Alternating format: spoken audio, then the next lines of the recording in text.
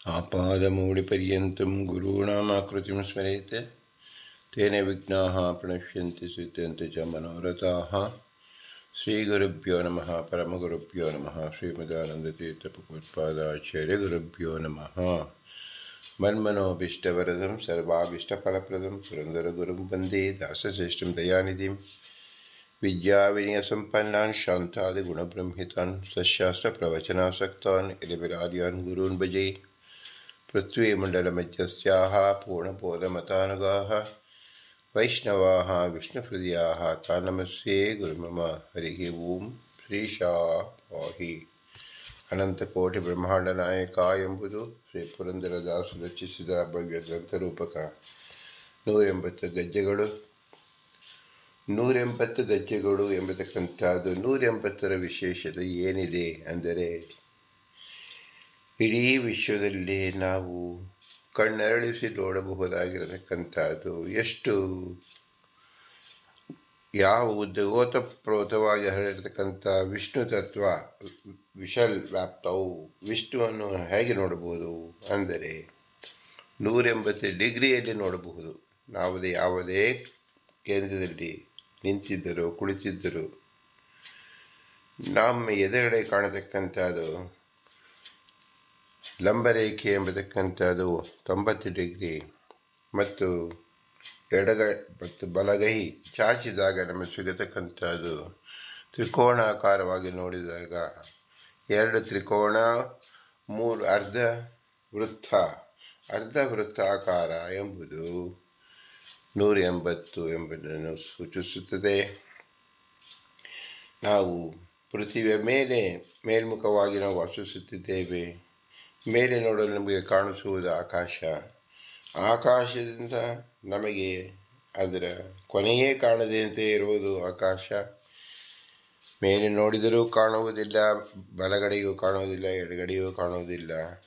ಆದರೆ ಒಂದು ಕಾಲ್ಪನಿಕವಾಗಿ ನಾವು ಎಷ್ಟು ದೇಶ ವಿಸ್ತಾರವನ್ನು ನೋಡುತ್ತೇವೆ ಅಂತ ನೋಡಿದಾಗ ಅದು 180 ಡಿಗ್ರಿಗಳಾಗಿರುತ್ತದೆ ಅನ್ನೋದು ಮಾತು ಮರೆಯಬಾರದು. ಅಂದರೆ ವಿಶ್ವಾದ್ಯಂತ ಹರಡಿರತಕ್ಕಂಥದ್ದು ಎಂದರ್ಥ. ಇದನ್ನು ಶ್ರೀ ಪುರಂದರದಾಸರು ವಿಶ್ವವ್ಯಾಪಕನಾಗಿರತಕ್ಕಂಥ ವಿಷ್ಣುವನ್ನು ಆದೇಶಿಸುವ ಸಂಖ್ಯೆ 180 ಅಂತ ನಾವು ತಿಳಿಯಬಹುದು. ಈ 180ರಲ್ಲಿ 81ನೇದು ಪುರಾಣ ಪುರುಷೋತ್ತಮ ಎಂಬುದು. ಪುರಾಣ ಪುರುಷೋತ್ತಮ ಎಂದಾಗ ಸಕಲ ವಾಗ್ಮಯ ಸಕಲ ಶಬ್ದಗಳು ಎಲ್ಲೆಲ್ಲಿ ಅಡಗಿದೆಯೋ, ಯಾವುದರಿಂದ ಬರುತ್ತದೋ ಎಲ್ಲ ಶಬ್ದಗಳಿಗೆ ಭಗವಂತನೇ ಪ್ರಾಪ್ಯನಾಗುತ್ತಾನೆ, ಭಗವಂತನೇ ವೇದ್ಯನಾಗುತ್ತಾನೆ. ಸಕಲ ಶಬ್ದಮಯಿ ಎಂಬುದನ್ನು ತಿಳಿಸಿಕೋಸವಾಗಿ ಪುರಾಣ ಪುರುಷೋತ್ತಮ ಎಂದು ತಿಳಿಸಿದ್ದಾರೆ. ಪ್ರಸ್ತುತ ನಾವು ಕೂರ್ಮ ಪುರಾಣವನ್ನು ಚಿಂತಿಸುತ್ತಿದ್ದೆವು. ಮುಂದಿನ ವಾಕ್ಯ ಹೀಗಿದೆ: ಆತ್ಮ ಅಮೇಯ ಪರಂ ಬ್ರಹ್ಮ ಪರಾನಂದಾದಿಕಾವಿದಃ ವದಂತೆ ವಿಷ್ಣುಮೇವ ಏಕಂ ನಾನ್ಯತ್ರಾಸಂ ಗತಿಂ ಕ್ವಚಿತ್. ನಾವು ಭಗವಂತನನ್ನು ಯಾವುದೇ ಶಬ್ದದಲ್ಲಿ ಉಚ್ಚಾರ ಮಾಡಿದರೂ ತಿಳಿದುಕೊಳ್ಳಲು ಎಲ್ಲ ಶಬ್ದವು ಏನನ್ನು ತೋರಿಸ್ತಾ ಇದೆ? ವಿಷ್ಣುವನ್ನೇ ತಿಳಿಸ್ತಾ ಇದೆ. ಆತ್ಮ ಎಂದು ಕೇಳಿದರೂ ಸಹ ಪರಬ್ರಹ್ಮ ಪರಾನಂದಾದಿಕನ್ನೇ ತಿಳಿಸ್ತಾ ಇದೆ. ವದಂತೆ ವಿಷ್ಣುಮೇವ ಏಕಂ ನಾನ್ಯತ್ರ ಸ್ವಾಂ ಗತಿಂ ಕ್ವಚಿತ್. ಮುಖ್ಯ ಪ್ರತಿಪಾದ್ಯ ಭಗವಂತನ ಬಿಟ್ಟು ಆ ಶಬ್ದಗಳಿಗೆ ಬೇರೆ ಗತಿಯೇ ಇಲ್ಲ, ಗತ್ಯಂತರವಿಲ್ಲ ಅಂತ ಇದು ತೋರಿಸ್ತಾ ಇದೆ. ಇದನ್ನು ವಿಶೇಷಾಕಾರವಾಗಿ ಶ್ರೀಮದಾನಂದ ತೀರ್ಥರು ಬ್ರಹ್ಮಸೂತ್ರ ಭಾಷ್ಯದ 2ನೇ ಅಧ್ಯಾಯದ 3ನೇ ಪಾದದ 23ನೇ ಸೂತ್ರದಲ್ಲಿ ನಮಗೆ ತಿಳಿಸ್ಕೊಡ್ತಾ ಇದ್ದಾರೆ. ಈ 2ನೇ ಅಧ್ಯಾಯ ಅನ್ನೋದು ಅವಿರೋಧ ಅಧ್ಯಾಯ ಅಂತ ಹೆಸರು. 3ನೇ ಪಾದ ಶ್ರುತಿ ವಿರೋಧ. ಈಗ ನಾವು ಯಾವುದನ್ನೇ ನಾವು ಚಿಂತಿಸಿದರೂ ಸಹ ಅದು ಶ್ರುತಿಯಲ್ಲಿ ವಿರೋಧ ಇರಬಾರದು. ಆದರೆ ಆಪಾತತಃ ಶ್ರುತಿಯಲ್ಲಿ ವಿರೋಧದಂತೆ ಕಂಡು ಬಂದಾಗ ಅದಕ್ಕೆ ಯೋಗ್ಯವಾದ ಪರಿಹಾರವನ್ನು ನಾವು ಕಂಡುಕೊಳ್ಳಬೇಕು. ಆ ಪಾದವೇ ಶ್ರುತಿ ವಿರೋಧ ಅವಿರೋಧವಾಗಿದೆ ಎಂದು ನಾವು ತಿಳಿತಕ್ಕಂಥ ಪ್ರಮೇಯ ಈ ದ್ವಿತೀಯ ಅಧ್ಯಾಯ ತೃತೀಯ ಪಾದದಲ್ಲಿ. ಇಲ್ಲಿ 12ನೇ ಅಧಿಕರಣ ಉತ್ಕ್ರಾಂತಿ ಅಧಿಕರಣ ಎಂಬತಕ್ಕಂಥದ್ದು. ಅಲ್ಲಿ ಈ ಸೂತ್ರ 23ನೇ ಸೂತ್ರ. ಅದಕ್ಕೆ ಉದರಿಸಿರುವುದು ಆತ್ಮಾಮೇಯಂ ಪರಂ ಬ್ರಹ್ಮ ಪರಾನಂದಾಧಿಕಾಭಿದಃ ವದಂತೆ ವಿಷ್ಣುಮೇವ ಏಕಂ ನಾನ್ಯತ್ರ ಸಂಗತಿಂ ಕ್ವಚಿತ್. ಈ 12ನೇ ಅಧಿಕರಣಕ್ಕೆ ಉತ್ಕ್ರಾಂತಿ ಅಧಿಕರಣ ಅಂತ ಹೆಸರು. ಈ ಅಧಿಕರಣದಲ್ಲಿ ಜೀವ ಪರಿಮಾಣ ವಿಷಯಕ ಶ್ರುತಿ ವಿರೋಧವನ್ನು ಪರಿಹರಿಸುತ್ತಾರೆ. ಶ್ರುತಿ ವಿರೋಧವನ್ನೇ ಮೊದಲು ತೋರಿಸ್ತಾರೆ. ವ್ಯಾಪ್ತಾಹಿ ಆತ್ಮನ ಚೇತನ ನಿರ್ಗುಣಶ್ಯ ಸರ್ವಾತ್ಮನಃ ಸರ್ವರೂಪಾನಂತಾಃ ಇತಿ ಕಾಷಾಯಣ ಶ್ರುತಿ ವ್ಯಾಪ್ತತ್ವಂ ಪ್ರತೀಯತೆ ಅಣುಃ ಏಷಃ ಆತ್ಮಾಯಂ ಏತೆ ಸಿರೀತಃ ಪುಣ್ಯಂ ಚ ಇತಿ ಗೋಪವನ ಶ್ರುತಿ ಅಣುತ್ವಂ ಇಚ್ಛತೋ ವಿರೋಧ ಅಥೋ ಬ್ರವೀತಿ. ಪರಮಾತ್ಮ ರೂಪ ವಿಶೇಷಗಳು ಪರಮ ಮಹತ್ ಪರಿಮಾಣವುಳ್ಳವು, ಜ್ಞಾನಸ್ವರೂಪಗಳು, ಸತ್ವಾದಿಗುಣಶೂನ್ಯ ಸರ್ವ ವಸ್ತುಗಳು, ಆದಾನಾದಿಗಳನ್ನು ಮಾಡತಕ್ಕಂಥವುಗಳು, ಪೂರ್ಣ ಸ್ವರೂಪ ಗುಣವುಳ್ಳಗಳು, ಕಾಲತಃ ಗುಣತಃ ಅಪರಿಚಿನ್ನಗಳು. ಹೀಗೆ ಸಿದ್ಧಾಂತ ರೀತ್ಯ ಶ್ರುತ್ಯರ್ಥ ಇದೆ. ಆದರೆ ಪೂರ್ವಪಕ್ಷ ರೀತ್ಯ ಶ್ರುತ್ಯರ್ಥ ಜೀವರು ಸರ್ವಜ್ಞರು, ಸರ್ವ ವಸ್ತುಗಳ ಆದಾನಾದಿ ಮಾಡತಕ್ಕವರು, ಪೂರ್ಣರು. ಈ ಶ್ರುತಿಗೆ ಈಶ್ವರ ಪರತ್ವ ಜ್ಞಾಪಕವಾಗಿ ವಾಸಶೇಷ ಉದ್ಧಾರ ಎನ್ನುವ ಕಾಷಾಯಣ ಶ್ರುತಿಯಲ್ಲಿ ಜೀವನಿಗೆ ವ್ಯಾಪ್ತತ್ವ ತೋರುತ್ತದೆ. ಯಾವ ಜೀವನನ್ನು ಪುಣ್ಯವು ಪಾಪ ಸಂಭವಿಸುತ್ತದೋ ಈ ಜೀವನ ಅಣುವಿಯಾಗಿರುತ್ತಾನೆ. ಜೀವ ಪರತ್ವ ಜ್ಞಾಪನಕ್ಕಾಗಿ ಎಂಬ ಏತೆ ಎನ್ನುವ ವಾಕ್ಯಶೇಷ ಉದ್ಧಾರವು ಎನ್ನುವ ಗೋಪವನ ಶ್ರುತಿಯಲ್ಲಿ ಜೀವನಿಗೆ ಅಣುತ್ವ ತೋರುತ್ತದೆ. ಆದ ಕಾರಣ ಶ್ರುತಿಗಳಿಗೆ ವಿರೋಧ ಬಂತು ಎಂದರೆ ತಥಾಚ ವ್ಯಾಪ್ತಾಹಿ ಆತ್ಮನಃ ಎನ್ನುವ ಶ್ರುತಿಯಿಂದ ಜೀವನು ವ್ಯಾಪ್ತನೇ ಬಹುವಚನ ಇದ್ದುದರಿಂದ ಇದು ಈಶ್ವರ ವಿಷಯಕವೆಂದು ಹೇಳಿಕೊಡುವುದು. ದೇಹದ ಸರ್ವ ಅವಯವಗಳಲ್ಲಿರತಕ್ಕಂಥ ಸ್ಪರ್ಶಾದ ಜ್ಞಾನವಿದ್ದರಿಂದ ಅಣುತ್ವ ಪ್ರತಿಪಾದಕ ಶ್ರುತಿ ವಿರೋಧ ಇಲ್ಲ.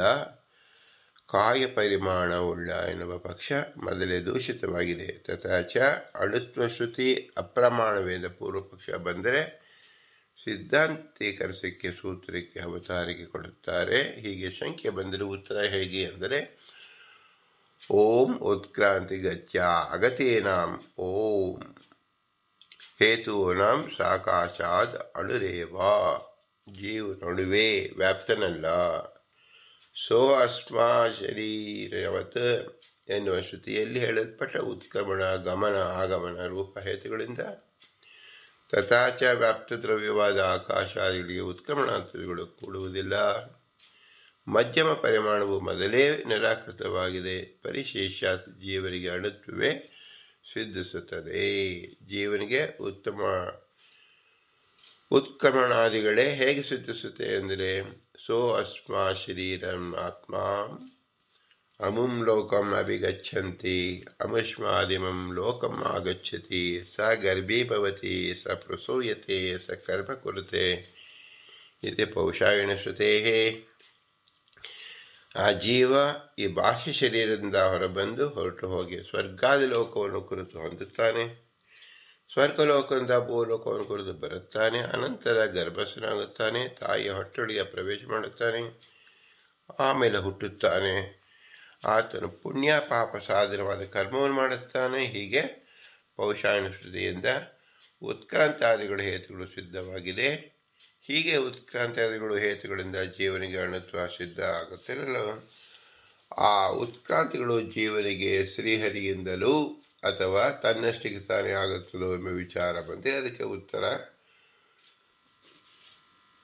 ಕೊಡುವುದಕ್ಕಾಗಿ ಪೂರ್ವ ಪಕ್ಷವನ್ನು ತೋರಿಸ್ತಾ ಇದ್ದಾರೆ. ತತ್ರ ಸ್ವಾತಂತ್ರ್ಯ ಪ್ರತೀಯತೆ.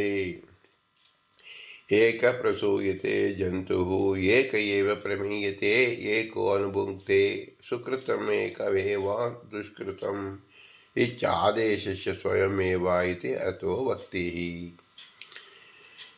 ಉದಾಹೃತ ಶ್ರುತಿಯಲ್ಲಿ ಜೀವನಿಗೆ ಉತ್ಕ್ರಾಂತಾದಿಗಳು ಸ್ವಾತಂತ್ರ್ಯಾದಿಗಳು ತೋರುವುದರಿಂದ ತನ್ನಷ್ಟಕ್ಕೇನೆ ಉತ್ಕ್ರಮಣಾದಿಗಳು ಈಶ್ವರನಿಂದ ಅಲ್ಲ. ಈ ಶ್ರುತಿಯಲ್ಲಿ ಜೀವನಿಗೆ ಉತ್ಕ್ರಮಣಾದಿಗಳು ಸ್ವಾತಂತ್ರ್ಯವು ತೋರುವುದಿಲ್ಲ ಅಂದರೆ ಸ್ವತಂತ್ರವಾದ ಜೀವನು ಹುಟ್ಟುತ್ತಾನೆ, ಸ್ವತಂತ್ರನಾಗಿ ನಾಶ ಹೊಂದುತ್ತಾನೆ, ಸ್ವತಂತ್ರನೇ ಸುಕೃತವನ್ನು ಉಣ್ಣುತ್ತಾನೆ, ಸ್ವತಂತ್ರನೇ ದುಷ್ಕೃತವನ್ನು ಉಣ್ಣುತ್ತಾನೆ. ಇದು ಮೊದಲಾದ ಸ್ಮೃತಿ ವಚನದಿಂದ ಸ್ವಾತಂತ್ರ್ಯವೇ ಸಿದ್ಧಿಸುತ್ತೆ. ತಥಾಚ ಈ ಸ್ಮೃತ್ಯಾನುಸಾರವಾಗಿ ಹಿಂದಿನ ಶ್ರುತಿಗೂ ಪರಾಧೀನತ್ವ ನಿಷೇಧಿಸುವುದರಲ್ಲಿ ತಾತ್ಪರ್ಯವಿದೆ.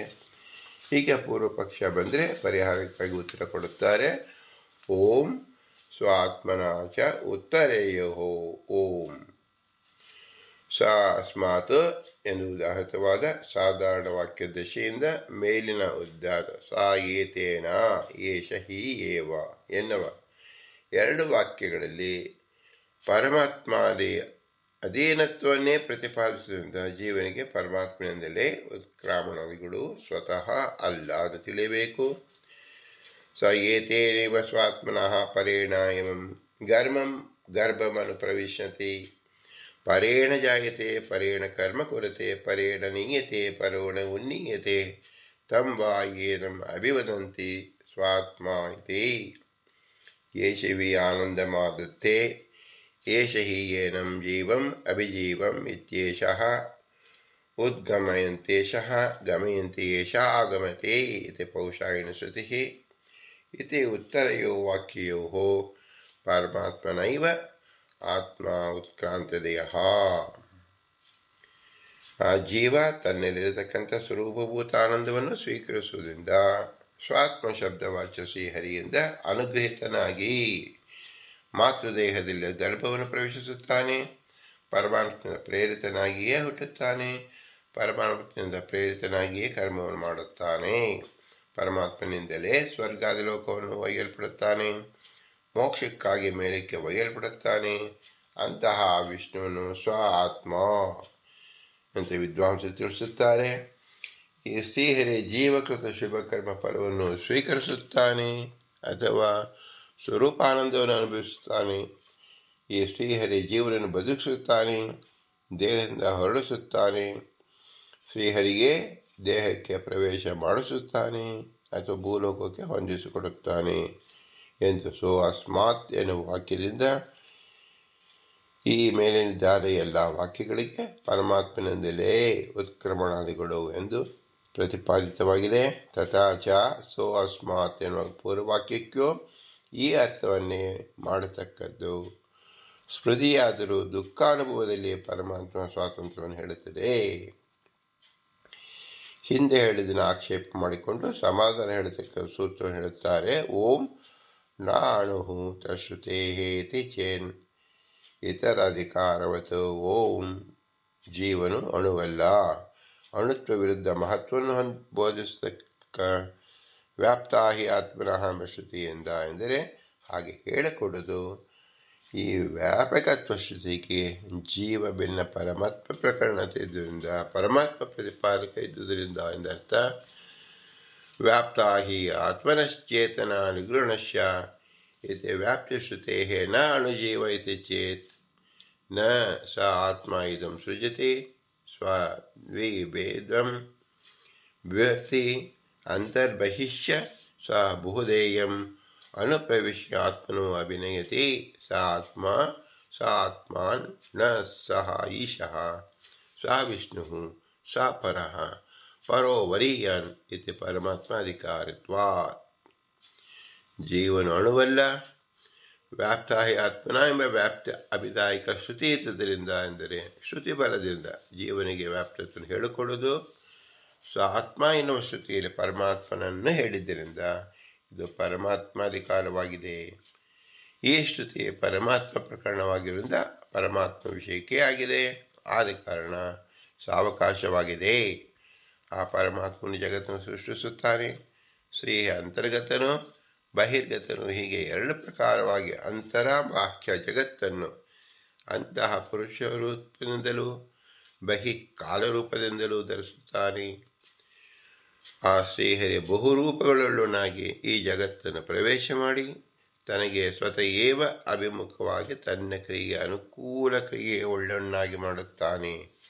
ಆ ಶ್ರೀಹರಿ ಆತ್ಮ ಎನ್ನುವ ಏಕವಚನಾಂತ ಶಬ್ದದಿಂದಲೂ ಆತ್ಮಾನಃ ಎನ್ನುವ ಬಹುವಚನಾಂತ ಶಬ್ದದಿಂದಲೂ ವಾಚ್ಯನು. ಆತನು ಸರ್ವಸ್ವಾಮಿ, ವ್ಯಾಪ್ತನು, ವಿಲಕ್ಷಣನು ಮತ್ತು ಸರ್ವೋತ್ತಮನು ತಿಳಿಯಬೇಕು. ಸ ಆತ್ಮನಃ ಎನ್ನುವ ಶ್ರುತಿಯಲ್ಲಿ ಬಹುರೂಪತ್ವದಿಂದ ಬಹುವಚನವನ್ನು ಹೇಳಿದ್ರಿಂದ ವ್ಯಾಪ್ತ ಹಿ ಆತ್ಮನಃ ಇತ್ಯಾದಿ ಶ್ರುತಿಯಿಲ್ಲದ ಬಹುವಚನ ವಿರೋಧ ಇಲ್ಲ ಅಂತ ಹೇಳಿದಂತೆ ಆಗತ್ತೆ. ಜೀವಪರತ್ವ ಇಟ್ಟುಕೊಂಡರೆ ನಿರ್ಗುಣತ್ವಾದ ವಿಶೇಷಣ ಕೂಡಲಾರದು. ಚೇತನ ಪದದಿಂದ ಹೇಳಲ್ಪಟ್ಟ ಸರ್ವಜ್ಞತ್ವ ಕೂಡಲಾರದು. ಚೇತನ ಪದದಲ್ಲಿ ಚೇತನತ್ವ ಮಾತ್ರ ವಿವಕ್ಷಿತವೆಂದು ಹೇಳಿಕೊಡುವುದು. ಅದು ಆತ್ಮಾನಃ ಎನ್ನುವುದರಿಂದ ಲಬ್ಧವಾಗಿದೆ. ಈಶ್ವರನಿಗೆ ಬಹುವಚನ ಅಂತ ಶಬ್ದವಾಚ್ಯವಿದ್ದರೆ ರೂಪಗಳೇ ಪರಸ್ಪರ ಭೇದ ಬರಬೇಕಾಗುವುದು ಎಂದರೆ ಏಕಶಬ್ದೈ ದ್ವಿಶಬ್ದಶ್ಚ ಬಹುಶಬ್ದಶ್ಚ ಕೇಶವಃ ಏಕ ಏವ ಉಚ್ಯತೆ ವೇದೈಃ ತಾವತಾ ನಾಸ್ಯ ಭಿನ್ನತಾ ಇತಿ ಭವಿಷ್ಯತ್ ಪರ್ವಣಿ. ಕೇಶವ ಸೃಷ್ಟಿ ಸಂಹಾರದಲ್ಲಿ ಬ್ರಹ್ಮ ರುದ್ರರಿಗೆ ನಿಯೋಜಕನಾದ ವಿಷ್ಣು ಎಲ್ಲ ರೂಪಗಳಿಂದಲೂ ಅಭಿನ್ನನೆಯಾದವನು. ಅನೇಕ ರೂಪಗಳು ಇದ್ದುದರಿಂದ ವೇದಗಳಿರತಕ್ಕಂಥ ಏಕವಚನಾಂತ ಶಬ್ದಗಳಿಂದಲೂ ದ್ವಿವಚನಾಂತ ಶಬ್ದಗಳಿಂದಲೂ ಬಹುವಚನಾಂತ ಶಬ್ದಗಳಿಂದಲೂ ಹೇಳಲ್ಪಡುತ್ತಾನೆ. ಅಷ್ಟರಿಂದ ಶ್ರೀ ವಿಷ್ಣುವಿಗೆ ಭೇದವನ್ನು ಶಂಕಿಸಕೂಡದು ಎಂದು ಭವಿಷ್ಯತ್ ಪುರಾಣದಲ್ಲಿ ಹೇಳಿದೆ. ಆದ ಕಾರಣ ಭೇದ ಪ್ರಸಕ್ತಿ ದೋಷವಲ್ಲ. ಹಾಗಾದರೆ ಒಬ್ಬನಲ್ಲಿ ಅನೇಕ ವಚನ ಪ್ರಯೋಗವನ್ನು ದೃಷ್ಟಾಂತದಲ್ಲಿ ಹೇಗೆ ತೋರಿಸ್ತೀರಾ ಅಂದರೆ ತದಯಂ ಪ್ರಾಣೋ ಅತಿ ಪ್ರತಿಷ್ಠತಿ ತದುಕ್ತಂ ಋಷೀಡಂ ಅತೇನಯ ತಾಮಿತ್ಯಾದಿ ಚ. ಈ ಶ್ರೀಹರಿ ಈ ಶರೀರದಲ್ಲಿರುತ್ತಾನೆ. ಹೀಗೆ ಶ್ರೀಹರಿ ಒಬ್ಬನಿಗೇನೆ ಶರೀರ ಅಧಿಷ್ಠಾತೃತ್ವ ಎಂದು ಹೇಳಿ ತದುಕ್ತಂ ಇತ್ಯಾದಿಗಳಿಂದ ದ್ವಿವಚನಯುಕ್ತ ಮಂತ್ರಗಳನ್ನು ಶ್ರುತಿ ಪ್ರಮಾಣೀಕರಿಸುತ್ತದೆ. ಆದ ಕಾರಣ ಭೇದರಹಿತನಾದಾಗ್ಯೂ ಶ್ರೀಹರಿಯಲ್ಲಿ ಬಹುರೂಪತ್ವವನ್ನು ಇಟ್ಟುಕೊಂಡು ಬಹುವಚನಯುಕ್ತವಾಗುತ್ತದೆ. ಶ್ರೀಹರಿಯು ವಾಯುದೇವರು ಕೂಡ ಆ ಶರೀರದಲ್ಲಿರುತ್ತಾರೆ. ಪ್ರಾಣಾಂಕ್ಯ ಪರಮಾತ್ಮನಿಗೆ ಶರೀರಾಖ್ಯ ರಥಾದಿ ಅಧಿಷ್ಠಾನತೃತ್ವವು ಮಂತ್ರದೃಷ್ಟಿಯಾದ ಮಹಿದಾಸ ದೇವರಿಂದ ಹೇಳಲ್ಪಟ್ಟಿದೆ. ಅತೇನ ಯಾತಂ ಮನಸೋ ಜವೀಯಸಾರತಾಂ ಯಂ ವಾ ಉಭಯಂ ಚಕ್ರರಶ್ಚಿನಃ.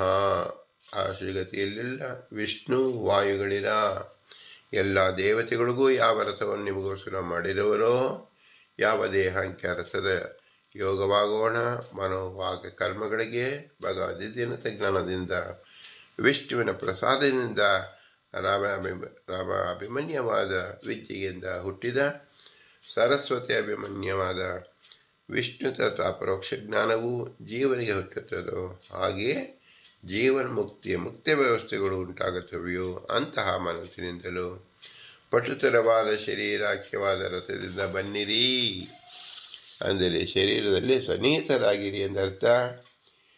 ನಿಮಿಷಜವೀಯ ಸಹಾರತೇನ ಆಯತಾಮಶ್ವಿನಃ ಅಂತಿಷದ್ಭೂತ ವಾಮವಃ.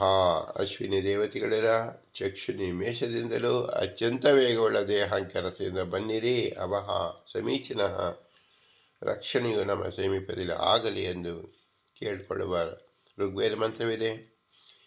ಈಶ್ವರ ಪ್ರಕರಣವಾದ್ದರಿಂದ ವ್ಯಾಪ್ತ ಶ್ರುತಿಯು ಈಶ್ವರ ವಿಷಯಕವೆಂದು ಹೇಳಿದ್ದು ಅಯುಕ್ತವು.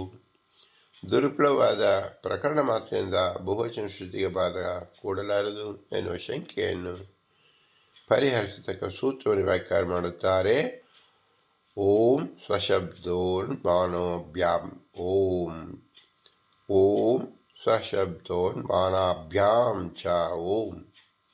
ಯೇಷೋ ಹಿ ಆತ್ಮ ಎನ್ನುವ ವಾಕ್ಯಶೇಷದಲ್ಲಿದ್ದ ಸ್ವಶಬ್ದ ಪರ್ಯಾಯ ಆತ್ಮಶಬ್ದ ಪರಿಮಾಣ ಅತೀತ್ವ ಲಿಂಗಗಳಿಂದ ವ್ಯಾಪಕ ಶ್ರುತಿಯು ಪರಮಾತ್ಮ ಪ್ರತಿಪಾದಕವೇ ಎಂದರ್ಥ. ಯೇಷೋ ಹಿ ಆತ್ಮಾತ್ ಹುದ್ಗತಃ ಮಾನಶಕ್ತೇಃ ತಥಾ ಪಸಯೌ ಪ್ರಮಿತಂ ಯಾತಿ ವೇದ್ಯಾಃ ಪೂರ್ಣೋ ಅಚಿಂತ್ಯಃ ಸರ್ವದೇವೈಃ ಕಯೋರಿ ಸರ್ವಾದೇಶಃ ಸರ್ವಕರ್ತಾ ಇತಿ ವಾಕ್ಯಶೇಷಿ ಆತ್ಮಶಬ್ದೋನ್ ಮಾನಾಭ್ಯಾಂ ಚ. ಯದ್ಯಪಿ ಶ್ರೀಹರಿ ಗುಣಪೂರ್ಣ ಹೀಗೆ ಇದ್ದಾನಂತೂ ಧ್ಯಾನ ಮಾಡಿಸಿಕೊಳ್ಳುವುದಕ್ಕೆ ಅಶಕ್ಯನು. ಬ್ರಹ್ಮಾದಿ ದೇವತೆಗಳ ಮುಖ್ಯ ಕಾರಣನು, ಸರ್ವ ವೇದಗಳೇ ವ್ಯಕ್ತಿ ಕಾರಣವಾಗಿ ಉಳ್ಳುವನು, ಅಂದರೆ ವೇದೈಕ ವೇದ್ಯನು, ಸರ್ವನಿಯಾಮಕನು, ಸರ್ವಜ್ಞನು, ಸರ್ವಕರ್ತನು, ಪುರುಷದಲ್ಲಿರತಕ್ಕಂಥ ಪರಮಾಣು ಶಕ್ತಿಯಿಂದ ಮೀರಿದವನು, ಅಂದರೆ ಪರಮಾಣು ಅತೀತನು, ಅಥವಾ ಸರ್ವರಿಂದಲೂ ಗುಣಾಧಿಕ್ಯ ಇದರಿಂದ ಮಾನವ ಶಕ್ತಿಯನ್ನು ಅತಿಕ್ರಮಿಸಿ ಇರತಕ್ಕಂಥವನು, ವೇದದಲ್ಲಿರತಕ್ಕಂಥ ಯಥಾರ್ಥ ಜ್ಞಾನ ಜನನ ಶಕ್ತಿಗೆ ಅವಿಷಯನು. ಆದಾಗ್ಯೂ ಆ ಪರಮಾತ್ಮ ವೇದಗಳಿಂದ ವಿಷಯತೆಯ ಪ್ರಮಿತಿಯನ್ನು ಹೊಂದುತ್ತಾನೆ, ಅಂದರೆ ವೇದಜನ್ಯ ಜ್ಞಾನ ವಿಷಯನಾಗುತ್ತಾನೆ. ತಥಾಚ ವೇದಗಳಿಂದ ಸೇರಿ ಏಕದೇಶ ಜ್ಞಾನ ಈಶ್ವರ ಪ್ರಸಾದ ಆಗುತ್ತದೆ ಎಂದರ್ಥ. ತಥಾಚ ಯೇಷೋ ಹಿ ಆತ್ಮ ಎನ್ನುವ ವಾಕ್ಯಶೇಷದಲ್ಲಿ ಶ್ರುತಗಳಾದ ಆತ್ಮಶಬ್ದ ಪರಿಮಾಣ ಅತೀತತ್ವ ಲಿಂಗಗಳಿಂದಲೂ ವ್ಯಾಪ್ತಶ್ರುತಿಗೆ ಈಶ್ವರ ಪರತ್ವವು.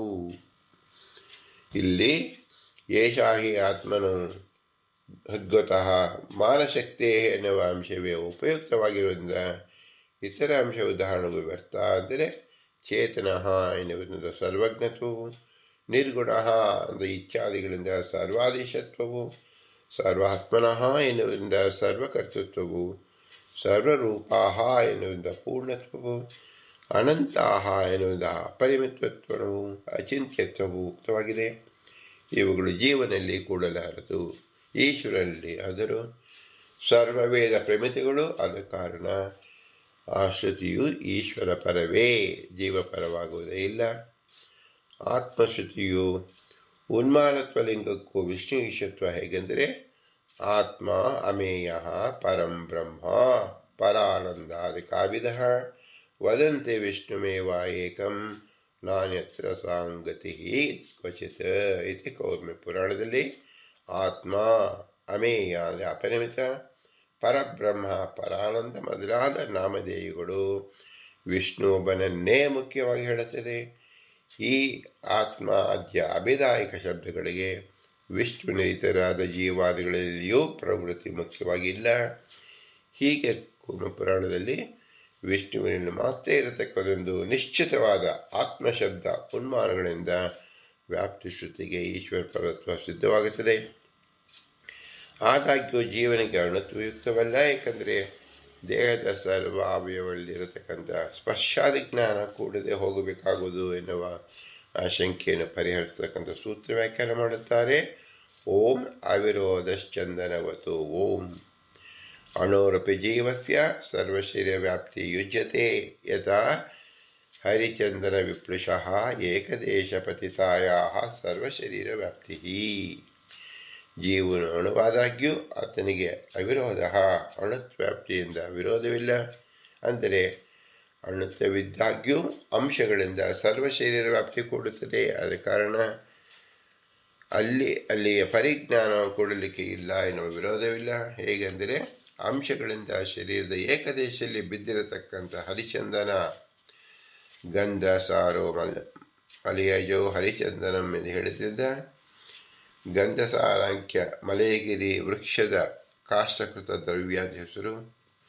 ಈ ಬಿಂದುವಿಗೆ ಶರೀರದ ಎಲ್ಲ ಅವಯಗಳಲ್ಲಿ ವ್ಯಾಪ್ತಿ ಹೇಗೆ ಇದೆಯೋ ಹಾಗೆಯೇ ಈ ವಿಷಯದಲ್ಲಿ ನಿಯಾಮಕ ಪ್ರಮಾಣವನ್ನು ಹೇಳುತ್ತಾರೆ.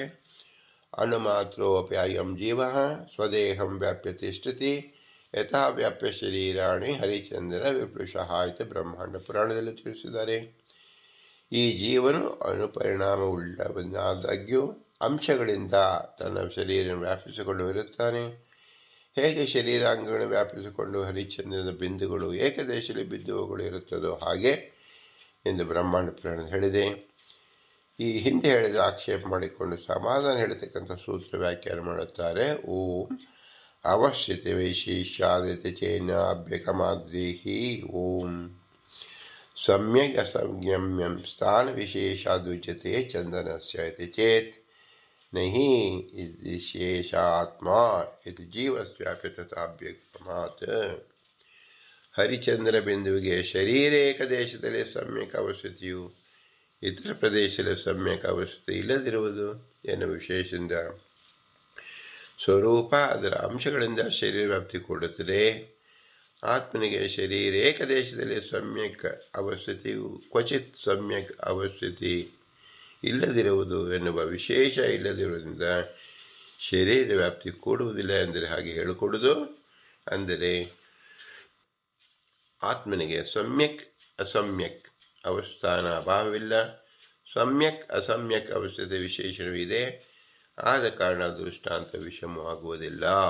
ಈ ಜೀವನು ಹೃದಯದಲ್ಲಿದ್ದಾನೆ ಎನ್ನುವ ಶ್ರುತಿಯಿಂದ ಜೀವನಿಗೂ ಚಂದನ ಬಿಂದುವಿನಂತೆ ದೇಹದಲ್ಲಿ ಹೃದಯದಲ್ಲಿ ಸಮ್ಯಕ್ ಸ್ಥಿತಿಯನ್ನು ತದಿತರ ಸ್ಥಾನಗಳಲ್ಲಿ ಅಸಮ್ಯಕ್ ಅವಸ್ಥಿತಿಯನ್ನು ಅಂಗೀಕರಿಸಿದ್ದರಿಂದ ತಥಾಚ ಚಂದನ ಬಿಂದುವಿನಂತೆ ದೇವತಾದಿಗಳಿಗೆ ಸಾಂಶತ್ವವನ್ನು ಅಂಗೀಕರಿಸುವುದರಿಂದ ಸಾಂಶರದ ದೇವತೆಗಳಿಗೆ ಒಂದು ದೇಹದಲ್ಲಿ ಹೃದಯದಲ್ಲಿ ಬೆಣ್ಣೆಯ ಮುದ್ದೆಯಂತೆ ಸಾಂದ್ರ ದ್ರವ್ಯ ರೂಪದಿಂದ ಸಮ್ಯಕ್ ಅವಸ್ಥಿತಿಯು, ಅನ್ಯತ್ರ ಅಸಮ್ಯಕ್ ಅವಸ್ಥಿತಿಯು ಪ್ರತಿಗೇಯ ಸಂಸ್ಥಿತೆ ಜೀವ ವಿಶೇಷೇಣ ಹರಿತ್ರತ ಚಕ್ಷುರಾದೀಶು ರೂಪಾಣಿ ಜಾಗೃತ್ ಕಾಲೇ ತಯೋಸ್ತದಃ ಬಹೂನಿ ಸಂತಿ ತಾನೇವ ಯದೇಕೀವಾಪ್ನಿಯಃ ಹೃದಯ ಸ್ಥಿತೇನ ರೂಪೇಣ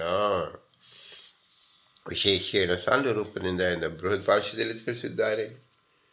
ಈ ಪ್ರಕಾರಾಂತದ ಆತ್ಮನಿಗೆ ಶರೀರ ವ್ಯಾಪ್ತಿ ಅವ್ಯಾಪ್ತುಪಾದಕವಾದ ಸೂತ್ರವನ್ನು ಹೇಳುತ್ತಾರೆ. ಓಂ ಗುಣಾದ್ವಾ ಲೋಕವತು. ಓಂ ಗುಣಿಯಾದ ಜೀವನಿಗೆ ಅಣುತ್ವವಿದ್ದರೂ ಪ್ರದೀಪ ಪ್ರಕಾಶದಂತೆ ಚಿದ್ಗುಣದ ವ್ಯಾಪ್ತಿ ಯೋಗದಿಂದ ಅವಿರೋಧದಿಂದ ಅಲ್ಲಿ ಪರಿಜ್ಞಾನ ಯೋಗ ರೂಪದಿಂದ ವಿರೋಧವಿಲ್ಲ. ಯಥಾಲೋಕಸ್ಯ ಪ್ರಕಾಶಗುಣೇನ ವ್ಯಾಪ್ತಿ ಜ್ಯೋತಿರೂಪೇಣ ವಾಪ್ತಿರೇವ ಚಿದ್ಗುಣೇನ ವ್ಯಾಪ್ತಿ ಜೀವರೂಪೇಣ ಅವಾಪ್ತಿ ಇತಿ ವಾ. ಹೇಗೆ ಪರದೀಪಾದಿಗಳಿಗೆ ಪ್ರಕಾಶನಕ್ಕೆ ಗುಣಗಂಧ ಮನೆಗಳಿಗೆ ವ್ಯಾಪ್ತಿ, ಪ್ರದೀಪ ರೂಪದಿಂದ ವ್ಯಾಪ್ತಿ ಅಂದರೆ ದೀಪಿಕಾದಿಗಳಲ್ಲಿ ಸಮ್ಯಕ್ ಅವಸ್ಥಿತಿ, ಅನ್ಯಥ ಸಮ್ಯಕ್ ಅವಸ್ಥಿತ್ಯಾಭಾವ. ಹೀಗೆ ಅಣುವಾದ ಜೀವನಿಗೂ ಜ್ಞಾನಾಖ್ಯ ಗುಣದಿಂದ ಶರೀರದಲ್ಲಿ ವ್ಯಾಪ್ತಿ, ಜೀವರೂಪದಿಂದ ಅವ್ಯಾಪ್ತಿ ಕೊಡುತ್ತದೆ. ಹೀಗೆ ವ್ಯಾಪ್ತಿ ವಿರೋಧವನ್ನು ಪರಿಹರಿಸಬೇಕು. ಅಂಶಗಳಿಂದಲೂ ಗುಣದಿಂದಲೂ ವ್ಯಾಪ್ತಿಯು ಏಕತ್ರ ವಿರುದ್ಧ ಎಂದರೆ ಸ್ಕಾಂದದಲ್ಲಿ ತಿಳಿಸಿದ್ದಾರೆ. ಅಸಮ್ಯಕ್ ಸಮ್ಯಗತಿ ಚ ಹಿ ಅವಸ್ಥಾ ಭೇದತಾಸುರ ವ್ಯಾಪ್ತಾವ್ಯಾಪ್ತಿಯುತಸ್ತನ್ಯೇ ಚಿದ್ಗುಣೈನೈವ ನಾನ್ಯತಾ ಚಿದ್ಗುಣಸ್ಯ ಸ್ವರೂಪತ್ವಾತ್ ತದ್ವ್ಯಾಪ್ತಿಶ್ಚ ಇತಿ ಯುಜ್ಯತೆ. ಶಕ್ತಿಯೋಗ್ಯಾತ್ ಸುರಾಣಾಂ ತು ವಿವಿಧಾಚ ವ್ಯವಸ್ಥಿತೀತಿ. ಯಾವ ಕಾರಣದಿಂದ ದೇವತೆಗಳಿಗೆ ಒಂದೇ ಶರೀರದಲ್ಲಿ ಹೃದಯದಿಂದ ಇತರ ಸ್ಥಾನಗಳ ಅಂಶಗಳಿಂದ ಅಸಮ್ಯಕ್ ಅವಸ್ಥಿತಿಯು ಆಕಾಶ ಹೃದಯದಲ್ಲಿ ಆದರೂ ಅಂಶ ಸ್ವರೂಪದಿಂದ ಸಮ್ಯಕ್ ಅವಸ್ಥಿತಿ ಎನ್ನುವ ಅವಸ್ಥಾ ಭೇದವನ್ನು ಅಪೇಕ್ಷಿಸಿಯೇ ದೇವತೆಗಳು ವ್ಯಾಪ್ತಿಯುಕ್ತರು. ಹೀಗೆ ದೇವಾಂಶರಾದ ಅರ್ಜುನಾದಿಗಳು ಪ್ರತ್ಯೇಕವಾಗಿ ಹೃದಯದಿಂದ ಇರತಕ್ಕಂಥ ಅಸಮ್ಯಕ್ ಹೃದಯದಲ್ಲಿ ಸಮ್ಯಕ್ ಅವಸ್ಥಿತಿಯಿಂದ ವ್ಯಾಪ್ತಿಯುಕ್ತರು. ದೇವಾದಿಗಳಿಂದ ಇತರರಾದ ಮನುಷ್ಯರಾದರೂ ನಿರಂಶಕರು ಪ್ರಕಾಶ ಗುಣದಿಂದಲೇ ವ್ಯಾಪ್ತಿಯುತರು. ದೇವತೆಗಳಿಂದ ಸಾಂದ್ರ ವ್ಯಾಪ್ತಿಯನ್ನು ಹೊಂದಿದವರಲ್ಲ ಅಥವಾ ಅಂಶ ರೂಪದಿಂದ ಅಲ್ಲ. ಆದ ಕಾರಣ ಜೀವರು ಅಣುಗಳಾದಾಗ್ಯೂ ಅಲ್ಲಿಯ ಪರಿಜ್ಞಾನ ಬರುವುದಿಲ್ಲ ಎಂದು ಹೇಳಿಕೊಡೋದು. ಗುಣಕ್ಕೆ ವ್ಯಾಪ್ತಿ ಇದ್ದರೂ ಗುಣಿಗೆ ವ್ಯಾಪ್ತಿ ಹೇಗೆ ಅಂದರೆ ಜ್ಞಾನಾಖ್ಯ ಗುಣಕ್ಕೆ ಅಪಾಯವಿಲ್ಲದಿರುವುದರಿಂದ ಗುಣಿಯಿಂದ ಅಭಿನ್ನವಾದ ಪ್ರಯುಕ್ತ ಗುಣವ್ಯಾಪ್ತಿ ಗುಣಿವ್ಯಾಪ್ತಿಯೂ ಆಗುತ್ತದೆ. ಜ್ಞಾನಾಖ್ಯ ಗುಣಕ್ಕೆ ಸವಿಶೇಷ ಭೇದಯುತ ಪ್ರಯುಕ್ತ ವ್ಯವಹಾರ ಭೇದವು ಕೊಡುತ್ತದೆ. ದೇವತೆಗಳಿಗಾದರೂ ಗಂಧರ್ವಾದಿಗಳಿಂದ ಅಧಿಕ ಶಕ್ತಿಯ ಉಪಾಯ ದಶೆಯಿಂದ ಅಂಶಾಂಶಿ ಭಾವದಿಂದ ಸಮ್ಯಕ್ತ ಭೇದದಿಂದ ಅನೇಕ ವಿಧವಾದ ವ್ಯವಸ್ಥೆ ಕೊಡುತ್ತದೆ. ತಥಾಚ ಅತಾತ್ವಿಕ ದೇವತೆಗಳಿಗೆ ಅಂಡಮಾತ್ರದಲ್ಲಿ ಯಥಾಕ್ರಮವಾಗಿ ಅಂಶವು ವ್ಯಾಪಕವಾಗಿರುತ್ತದೆ. ತಾತ್ವಿಕ ದೇವತೆಗಳಾದರೂ ಯಥಾಕ್ರಮವಾಗಿ ಹೊರಗೂ ಕೂಡ ಅಂಶ ವ್ಯಾಪಕವಾಗಿದೆ ಎಂದರ್ಥ. ಒಟ್ಟು ಇದು ಅಧಿಕರಣ ಸಾರಾಂಶ ಏನು? ಜೀವನು ವ್ಯಾಪ್ತನೋ ಅಣುವು ಎಂಬ ಸಂದೇಹ, ವ್ಯಾಪ್ತಾಯ ಆತ್ಮನ ಎಂಬ ಶ್ರುತಿಯಲ್ಲಿ ಆತ್ಮನಿಗೆ ವ್ಯಾಪ್ತತ್ವ ಪ್ರತಿಪಾದಕ ಶ್ರುತಿ ಜೀವಪರವಾಗಿರುವುದರಿಂದ ವ್ಯಾಪ್ತನು ಎಂದು ಪೂರ್ವಪಕ್ಷ. ಅದು ಹೇಗೆಂದರೆ ಅಣು ಹಿ ಏಷ ಆತ್ಮ ಎನ್ನುವ ಶ್ರುತಿಯಿಂದ ಜೀವನ ಅಣುವೆಂದಾದರೆ ದೇಹದ ಎಲ್ಲ ಅಂಗಾಂಗಳಿಗೆ ಆಗತಕ್ಕ ಸ್ಪರ್ಶಾದ ಜ್ಞಾನ ಕೂಡದಿರುವುದರಿಂದ ಸರ್ವದೇಹ ಸಂಬಂಧ ಸ್ಪರ್ಶಾದ ಜ್ಞಾನ ರೂಪಯುಕ್ತಿಯಿಂದ ಕೂಡಿದ್ದರಿಂದ ಪ್ರಬಲವಾದ ವ್ಯಾಪ್ತತ್ವ ಶ್ರುತಿಯಿಂದ ಅಣುತ್ವ ಪ್ರತಿಪಾದಕ ಶ್ರುತಿ ವಿರುದ್ಧವಾಗಿರುವುದರಿಂದ ಅಪ್ರಮಾಣವು ಅಂಶವ್ಯಾಪ್ತಿಯಿಂದ ಸ್ಪರ್ಶಾದಿ ಜ್ಞಾನ ಕೂಡುವುದರಿಂದ ಯುಕ್ತಿಯು ಅಪ್ರಯೋಜಕವೆಂದು ಹೇಳಿಕೊಡುವುದು. ಅಂಶಗಳು ಚೇತನಗಳಾಗಿರುವುದರಿಂದ ಏಕಕಾಲದಲ್ಲಿ ಅನೇಕಗಳಿಗೆ ಐಕಮತ್ಯವು ಕೂಡದಿರುವುದರಿಂದ ವಿರುದ್ಧ ಕ್ರಿಯೆಗಳು ಉಂಟಾಗಿ ದೇಹವು ಶೀಳಿ ಹೋಗಬೇಕಾಗುವುದು ಅಥವಾ ದೇಹದಲ್ಲೇ ಕ್ರಿಯೆ ಇಲ್ಲದೆ ಹೋಗಬೇಕಾಗುವುದು. ಎಂದರೆ ಸೋ ಆತ್ಮ ಶರೀರಾದ ಉತ್ಕ್ರಮ್ಯ ಇತ್ಯಾದಿ ಶ್ರುತಿಯಲ್ಲಿ ಶ್ರುತವಾದ ಉತ್ಕ್ರಮಣಾದಿಗಳು ಇದ್ದುದರಿಂದ ಪಕ್ಷಿಯಂತೆ ಜೀವನು ಅಣುವೇ. ಅಣು ಏಷ ಆತ್ಮ ಎನ್ನುವ ಶ್ರುತಿ ಇದೆ. ವ್ಯಾಪ್ತ ಹಿ ಆತ್ಮನಃ ಎಂಬ ಶ್ರುತಿಯಾದರೂ ಸ್ವ ಆತ್ಮ ಇದಂ ಸೃಜತಿ ಎನ್ನುವ ವಿಷ್ಣು ಪ್ರಕರಣದಿಂದ ಏಷ ಹಿ ಆತ್ಮ ಉದ್ಗತಃ ಮಾನಶಕ್ತೇ ಎನ್ನುವ ವಿಶೇಷ ವಾಕ್ಯಶೇಷದಲ್ಲಿ ಶ್ರುತಗಳಾದ ಆತ್ಮಶ್ರುತಿ ಉನ್ಮಾನತ್ವ ಲಿಂಗಗಳಿಂದ ವಿಷ್ಣು ಪರವೇ ದೇಹದ ಏಕದೇಶದಲ್ಲಿರತಕ್ಕಂಥ ಚಂದನ ಬಿಂದುವಿಗೆ ತನ್ನ ಅಂಶಗಳಿಂದ ಸರ್ವದೇಹ ವ್ಯಾಪ್ತಿ ಇದ್ದಂತೆ ದೇವತೆಗಳಿಗೆ ಹೃದಯ ಏಷ ಆತ್ಮ ಎನ್ನುವ ಶ್ರುತಿಯಿಂದ ಹೃದ್ದೇಶದಲ್ಲಿ ಸಮ್ಯಕ್ ಶ್ರುತಿಯು ಸ್ವರೂಪಾಂಶಗಳಿಂದ ಸರ್ವದೇಹ ವ್ಯಾಪ್ತಿಯೂ ಇದೆ.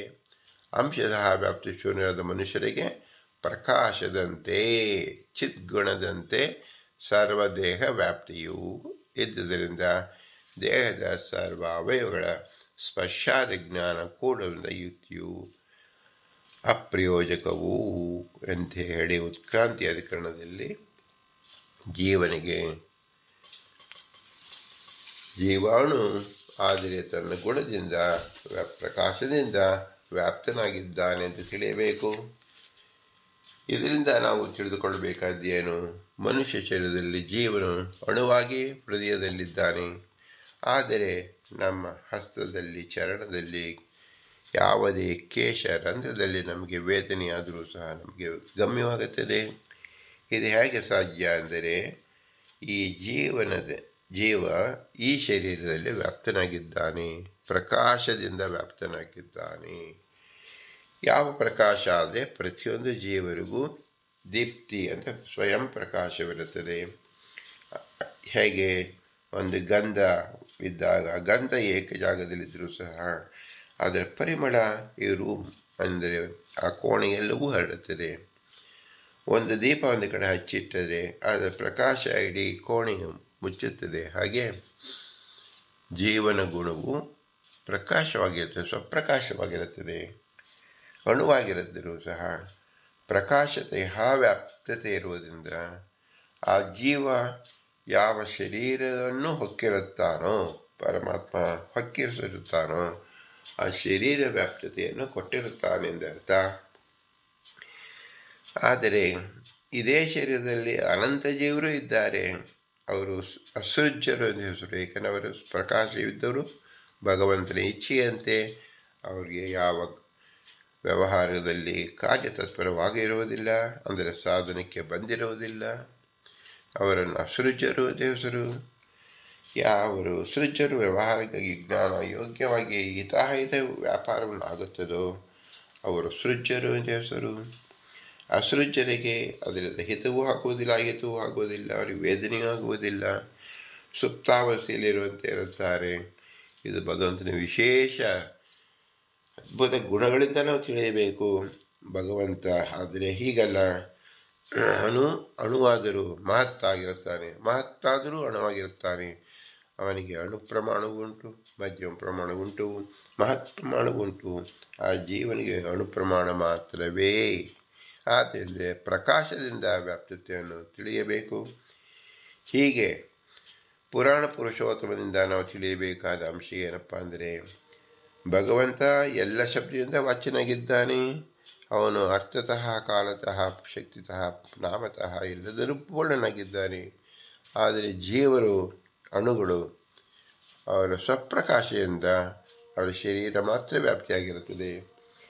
ಅಣುವಾಗಿದ್ದ ಇರುವೆ ಶರೀರ ಇದ್ದಾಗ ಇರುವೆ ಶರೀರ ಮಾತ್ರ ವ್ಯಾಪ್ತಿ, ಆನೆಯಾಗಿದ್ದಾಗ ಆನೆ ಶರೀರ ವ್ಯಾಪ್ತಿ. ಹೀಗೆ ಸಂಬಂಧವನ್ನು ಯಾವ ಶರೀರದಲ್ಲಿ ಭಗವಂತ ಇಟ್ಟಿರುತ್ತಾನೋ ಆ ಸಂಬಂಧದಿಂದ ಆ ಶರೀರದ ವ್ಯಾಪ್ತಿಯನ್ನು ಅಣುವಾದ ಜೀವನಿಗೆ ಹೇಳಬೇಕು. ಆ ಶರೀರ ಬಿಟ್ಟು ಹೊರಗೆ ಬಂದಾಗ ಇಡೀ ವಿಶ್ವಕ್ಕೆ ಅವನ ಸಂಬಂಧ ಇರುವುದಿಲ್ಲ. ಅವನಿರ್ತಕ್ಕಂಥದ್ದು ಕೇವಲ ಲಿಂಗ ಶರೀರದಲ್ಲಿ ಮಾತ್ರ. ಲಿಂಗ ಶರೀರವು ಅಣುರೂಪವಾಗಿರುತ್ತದೆ, ಆವರಣವಾಗಿರುತ್ತದೆ. ಆದ್ದರಿಂದ ಲಿಂಗ ಶರೀರದ ಪೂರ್ತಿ ವ್ಯಾಪ್ತಿ ಇರುತ್ತದೆ. ಆದ್ದರಿಂದಲೇ ಅವನಿಗೆ ಹಿತಾಹಿತಗಳು ಅಂದರೆ ವೇದನೆಗಳು ಅಲ್ಲಿಯೂ ಸಹ ಸಂಸ್ಕಾರಗಳು ಜನ್ಯವಾಗಿರುತ್ತದೆ ಎಂದರ್ಥ. ಅದನ್ನು ವ್ಯವಹಾರ ರೂಪಕ್ಕೆ ತರಕ್ಕೋಸ್ಕರವಾಗಿ ಬಾಹ್ಯ ಶರೀರದ ಭಗವಂತ ಕೊಡುತ್ತಾನೆ. ಎಂದು ನಮಗೆ ಲಿಂಗ ಶರೀರದಿಂದ ಮುಕ್ತವಾಗುತ್ತೇವೋ ಆಗ ಕೇವಲ ಸ್ವರೂಪದಲ್ಲಿ ಗುಣವೇ ತುಂಬಿರುವುದರಿಂದ ಆ ಗುಣ ಹೇಗೆ ಚಂದನದಂತೆ ವ್ಯಾಪ್ತಿಯನ್ನು ಹೊಂದುತ್ತದೆ, ಒಂದು ಪರಿಮಿತ ಜ್ಞಾನ ದೇಶವನ್ನು ಸಹ ಆ ಜೀವನಿಗೆ ಪ್ರಕಾಶಮಾನವಾಗಿರುತ್ತದೆ. ಅದು ಅವನ ವಿಶಿಷ್ಟವಾದ ಗುಣವಾಗಿರುತ್ತದೆ. ಆ ಗುಣದ ಅವನ ಶಕ್ತಿ ಮತ್ತು ಅವನ ಜ್ಞಾನ ಅಂತ ಹೆಸರು ಇದೆ, ಸ್ವರೂಪ ಅಂತ ಹೆಸರು. ಇದು ಎಲ್ಲ ಜೀವರಿಗೂ ಏಕಪ್ರಕಾರವಾಗಿರುವುದಿಲ್ಲ. ಮನುಷ್ಯರಲ್ಲೂ ನಿರಂಶರು, ದೇವತೆಗಳು ಸಾಂಶರು. ಅಂದರೆ ಅತಿ ಹೆಚ್ಚು ದೇಶವನ್ನು ವ್ಯಾಪಿಸಿರುವುದು ದೇವತೆಗಳು, ಏಕದೇಶವನ್ನು ಇಲ್ಲಿರತಕ್ಕಂಥವರು ಮನುಷ್ಯರು ಅಂತ ತಿಳಿಯಬೇಕು.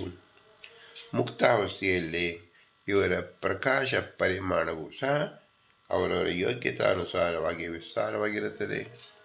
ಒಬ್ಬರ ಪ್ರಕಾಶ ಇನ್ನೊಬ್ಬ ಪ್ರಕಾಶಕ್ಕೆ ಅಡ್ಡಿ ಮಾಡುವುದಿಲ್ಲ.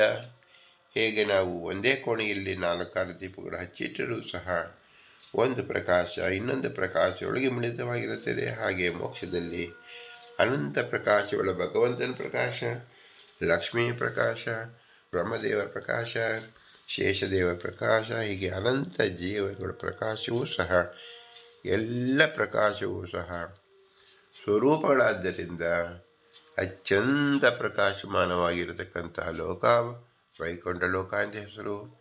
ಇದನ್ನು ನಾವು ಹೇಗೆ ತಿಳಿಯಬಹುದು ಅಂದರೆ, ಯಾವ ನಮ್ಮಲ್ಲಿ ಬಿಂಬ ಶರೀರವನ್ನು ನಾವು ಧ್ಯಾನ ಮಾಡಿದಾಗ ಷಟ್ಚಕ್ರ ಯೋಗದಿಂದ ಯಾವ ನಾವು ಕಮಲವನ್ನು ನಾವು ತಿಳಿದುಕೊಳ್ಳವು, ಇದೆಲ್ಲವನ್ನು ನಾವು ಕಣ್ಣು ಮುಚ್ಚಿ ನೋಡಿದಾಗ ನಮ್ಮ ಬ್ರಹ್ಮರಂಧ್ರದಲ್ಲೇ ಈ ಪ್ರಕಾಶವನ್ನು ನೋಡಬಹುದು.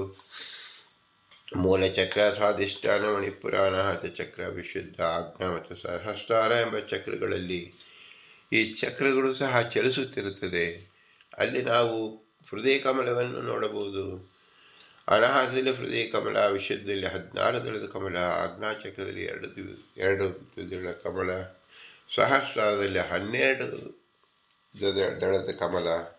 ಈ ಕಮಲವನ್ನು ಹೇಗೆ ನೋಡೋಕ್ಕೆ ಸಾಧ್ಯವಾಗುತ್ತದೆ ಅಂದರೆ ಸ್ವಪ್ರಕಾಶದಿಂದ, ಆ ಜೀವನ ಪ್ರಕಾಶದಿಂದ.